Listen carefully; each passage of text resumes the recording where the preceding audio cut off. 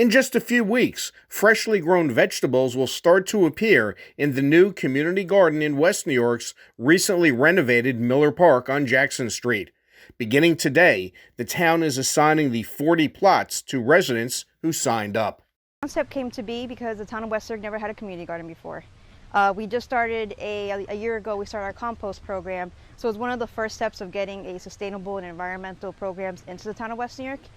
And to actually get the space for the community garden was actually one of the biggest issues, just because we're limited with space being in an urban area.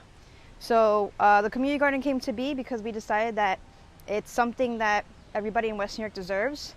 The sizes of the individual plots vary. So they're all different sizes. So we have 4x4, 3x5s, and then these are the classic standing. And then there's 1, 2, 3. We have about 5 for those who are in wheelchairs.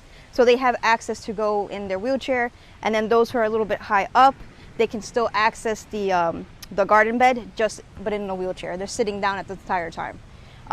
So since there's different types of sizes, I made sure in the applications that the individuals know that if they're doing it with a group, they can go with 4x4 or 3x5s, or if they're doing 1 or 2 individuals and they're first-time gardeners, they can do the classic standings.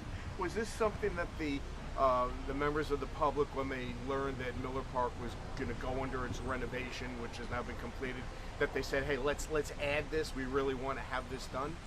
So this was already in the works in the beginning of the plans for Miller Park. It seemed that at one point it wasn't going to be part of the plans just because of funding issues, but we were able to put it back in and it seemed to work out just fine. The garden will contain a wide variety of produce. What I did let the public know, and those who did apply, just if they do certain vegetables and certain plants that they're not invasive to New Jersey plants and also vegetables.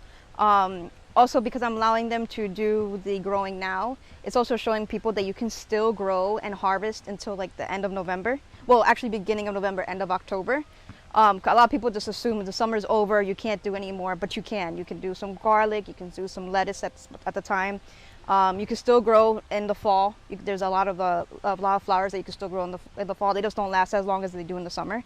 But I just made sure that there's no poisonous plants that they're putting, any invasive species, and then to use just basically organic soil. We did supply the soil, but they can mix in their organic soil and make sure the fertilizer is also organic as well.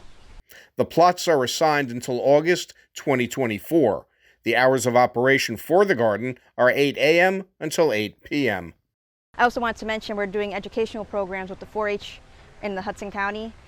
So we're planning on doing something in September, which would be learning how to garden and harvest fall vegetables and flowers.